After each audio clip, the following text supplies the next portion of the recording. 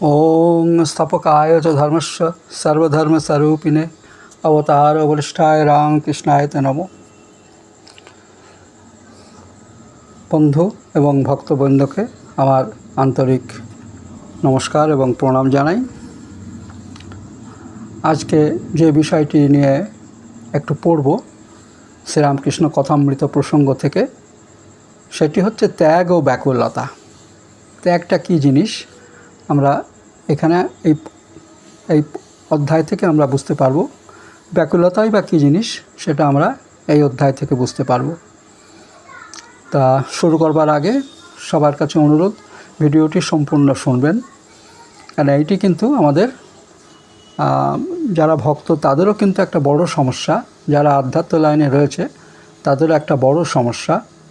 এই সমস্যা যদি আমরা সচেতন হই তাহলে কিন্তু আমরা যে আমাদের লক্ষ্য সেই লক্ষ্যপথে এগোতে পারবো। এখানে কথা প্রসঙ্গে এসেছে যে মৃত্যু কী জিনিস, মৃত্যু কাকেই বা বলে। প্রকৃত অর্থে আমরা মৃত্যুকে যেভাবে জানি যে এই দেহের মৃত্যুটাকে আমরা মৃত্যু বলে জানি, কিন্তু এখানে কিন্তু সে মৃত্যু যে কী সেটা একটা অন্য ব্যাখ্যা আমরা পাবো। যাই হোক, এই ভিডিওটি আপনারা পুরোটা শুনবেন আশা করি, এবং ভালো লাগলে লাইক এবং শেয়ার করবেন, আর সাবস্ক্রাইব করতে ভুলবেন না। তো শুরু করছি। আজকের ভিডিওটি হচ্ছে ত্যাগ ও ব্যাকুলতা। শ্রীকৃষ্ণ গীতাতে তিনি গোপীদের নিয়ে যে লীলা করে গেছেন সেই প্রসঙ্গে একটু কথা এখানে শুরু আছে। গোপীরা গৃহত্যাগ করে, আত্মীয় স্বজন স্বামী পুত্র সব ত্যাগ করে পাগলের মতো ভগবানের পদপ্রান্তে হাজির হলো। আর ভগবান তখন বললেন, এসেছো, বেশ করেছো, তা আমাকে তোমাদের জন্য কি করতে হবে? যেন একেবারে অপরিচিত তারা সব। ইংরেজিতে যেমন বলে, what can I do for you, ঠিক সেই রকম ভাব। যার জন্য সর্বস্ব ত্যাগ করলাম সেই এরকম ব্যবহার করছে। এই হলো পরীক্ষার ধারা, ভগবানের এটা পরীক্ষার ধারা। তবে পথের ভয়ঙ্করতা যদি গোড়া থেকেই চিত্রিত হয় তো কেউ আর ভয়ে সে পথ মাড়াবে না। কাজেই বলতে হয় উপায় আছে, যেটা সাধু সন্ন্যাসীরা বা আমাদের গুরুস্থানীয়রা বলেন, হ্যাঁ উপায় আছে। একেবারে তাকে নিরাশ করা উচিত নয়, তাই করেন না। তার উপর নির্ভর করো, তিনি সমস্ত বিপদ থেকে তোমাকে উদ্ধার করবেন। তেষামহং সমুদ্ধর্তা মৃত্যু সংসার ও সাগরাত, তাদের আমি মৃত্যুরূপ সংসার সাগর থেকে উদ্ধার করি। মজ্জা বেশিত চেতসাম, যারা আমাদের চিত্ত নিবিষ্ট করেছে।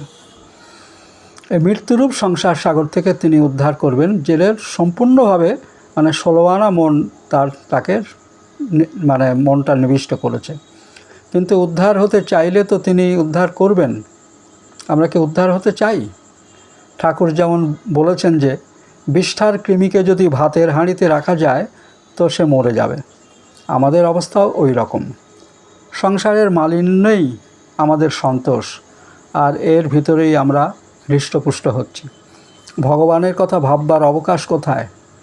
আর যদি বা আমরা তার কথা ভাবি, সেটা হয় যা স্বামীজি বলেছেন, যেমন বৈঠকখানা সাজাবার জন্য একটা জাপানি ফুলদানির প্রয়োজন, অর্থাৎ ফ্যাশন। ধর্মের প্রয়োজন আমাদের জীবনে ওই ফুলদানির মতো। এই রকম হলো ভগবানের দিকে আমাদের মন দেওয়া। কিন্তু ওরকম দিলে তো চলবে না, সমস্ত মনটা তাকে দিতে হবে। সহস্র বন্ধন ছিঁড়ে সমস্ত মন তার দিকে দেওয়া কঠিন, কঠিন কথা। তাই বলছে শরণাগতি। শাস্ত্রের নির্দেশ যত কঠিনই হোক না কেন, যত কঠিনই হোক না কেন, পালন করার চেষ্টা করতে হয়। কেন করতে হয়? না, তাছাড়া মানুষের কল্যাণকর আর কিছুই নেই বলে। এ কথাটি যদি মানুষ অন্তর দিয়ে বুঝতে পারে তো তার পায়ে শরণ নেওয়া ছাড়া সে আর করবেই বা কী? কাজে এটাকে যদি আমরা বুঝতে পারি, প্রাণে প্রাণে যদি অনুভব করি, তাহলেই এই তার পায়ে শরণ নিতে আমরা পারব। ভাগবত বলছেন যে মরণশীল মানুষ দেখছে তার পিছনে মৃত্যুরূপ কালসর্প ছুটে আসছে তাকে দংশন করবার জন্য, তাই সে ছুটে পালাচ্ছে। ছুটতে ছুটতে সে স্বর্গ মর্ত্য পাতাল 3 লোকই ঘুরে ফেলল, কিন্তু দেখল কোথাও তার নিষ্কৃতি নেই। পিছনে সেই কালসাপ ছুটছে, পালাবার পথ নাই, ও তোর জম আছে পিছে, একটা গানও বাংলাতে হয়েছিল। সে খুঁজে বার করতে পারেনি। ছুটতে ছুটতে কোনো ক্রমে পূর্ব স্বীকৃতি বলেই হোক বা তার কৃপাতেই হোক তার পাদপদ্মের সমীপে এসে পড়েছে। এখানে এসে সে নিশ্চিন্ত হয়ে স্বস্তির সঙ্গে শুয়ে পড়ল। স্বস্তি কেন? না, মৃত্যুরূপ কালসার্পের ভয় আর নেই সেখানে। ঠিক তারই প্রতীক বোধ হয় নারায়ণের বাহন গরুর, যার কাছে সাপ ঘেঁষে না, গরুর সাপ খেয়ে ফেলে। সুতরাং তার পাদপদ্মে শরণ নিলে মানুষ মৃত্যুর হাত থেকে নিষ্কৃতি পায়। এই যে গরুর যে সাপ খায় এবং নারায়ণের বাহন গরুর, কতখানি সামঞ্জস্যপূর্ণভাবে এইটিকে আমরা দেবতা হিসাবে মানি। সুতরাং তার পাদপদ্মে শরণ নিলে মানুষ মৃত্যুর হাত থেকে নিষ্কৃতি পায়। কিন্তু মৃত্যু কাকে বলছেন, কাকে বলে? না, নিজেকে ভুলে থাকাই হলো মৃত্যু, নিজের স্বরূপকে ভুলে থাকাই মৃত্যু। মানে এখানে নিজেকে বলতে কিন্তু আমার যে স্বরূপ, সে স্বরূপ আমি সংসারে আমরা যেভাবে চলছি এটাই তো আমাদের নিজের স্বরূপ নয়। নিজের স্বরূপ তো হচ্ছে ব্রহ্মসত্তা, সেইটা ভুলে আমরা যদি থাকি তাহলে সেটাই তো মৃত্যুরই সমান। তাই মৃত্যু একেই বলে। এই মৃত্যু আমাদের সব জায়গায় সব সময় আমরা মৃত্যুগ্রস্ত হয়ে রয়েছি। কারণ মৃত্যু মানে তো শুধু দেহের নাশ নয়, মৃত্যু মানে তাকে ভুলে থাকা। কাজেই ওই যে আধমরাদের ঘা মেরে তুই বাঁচা, রবীন্দ্রনাথের একটা কথা আছে। কারণ আমরা সবাই আধমরা হয়ে রয়েছি। রবীন্দ্রনাথ এটা ফিল করেছিলেন, অনুভব করেছিলেন। সুতরাং দেহের নাশ নয়, মৃত্যু মানে শুধু দেহের নাশ নয়, মৃত্যু মানে তাকে ভুলে থাকা। তাই মৃত্যুর হাত থেকে নিষ্কৃতির উপায় হলো তাকে আশ্রয় করে থাকা। কিন্তু তাকে আশ্রয় করাও সহজ নয়, এটা আমরা পরে বুঝতে পারবো।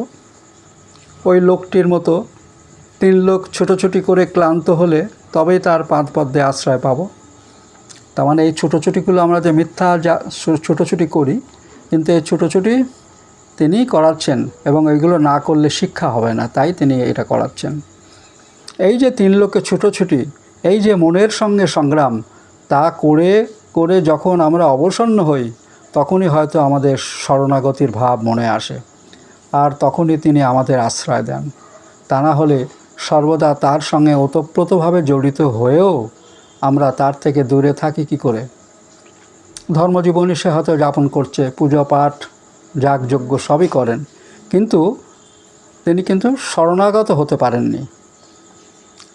মানে ঈশ্বর সঙ্গে রয়েছে, কিন্তু প্রকৃতভাবে থাকা, মানে শরণাগতির ভাব নিয়ে যে থাকা, সেই থাকাটা না করলে কিন্তু আমাদের সেই সাধনা সফল হয় না। তা না হলে সর্বদা তার সঙ্গে ওতপ্রোতভাবে জড়িত হয়েও আমরা তার থেকে দূরে থাকি কি করে? আর এই যে সাধনা, এই সাধনা শুরু হয় তখনই যখন এ সংসার আমাদের বিষবৎ মনে হয়। কাজে এই মনোভাবটা আমাদের যতক্ষণ পর্যন্ত না আসছে ততক্ষণ পর্যন্ত আমরা কি ধর্মজীবন যাপন করব না? এইভাবেই করে যেতে হবে। করতে করতে করতে করতে নানান ঘাত প্রতিঘাতে মানুষের জীবন যখন মানে তার কাছে অন্তঃসার শূন্য মনে হবে, সমস্ত কর্মফল ভুগতে ভুগতে ভুগতে ভুগতে ভুগতে তবে এই শরণাগতি আসে। এবং এই শরণাগতি হলেই তখন ঈশ্বর সর্বদা সঙ্গে থাকেন। এবং এই মৃত্যুরূপ যে আমাদের সর্প, সেই মৃত্যুরূপ সর্পের হাত থেকে তখন আমরা রেহাই পাব। কত চমৎকার কথা! এটা মানুষের জীবনে খুবই শিক্ষণীয়। কিন্তু একে অপরকে আমরা বা বই পড়বার সময় আমরা পড়ি, কিন্তু আমরা প্রকারান্তরে আবার ভুলে যাই। এটাই হচ্ছে আমাদের স্বধর্ম। এই ভুলে যাতে না যাই, সর্বদা তাকে স্মরণ রাখার জন্য কিন্তু আমাদের ধর্মশাস্ত্র গ্রন্থ পাঠ, শ্রবণ এগুলো কিন্তু প্রয়োজন। যাই হোক, আজকের ভিডিও এইখানেই শেষ করলাম। আবার পরের ভিডিওতে দেখা হবে আপনাদের সঙ্গে। আর অবশ্যই সম্পূর্ণ শুনবেন এবং ভালো লাগলে লাইক কমেন্টস করবেন। নমস্কার।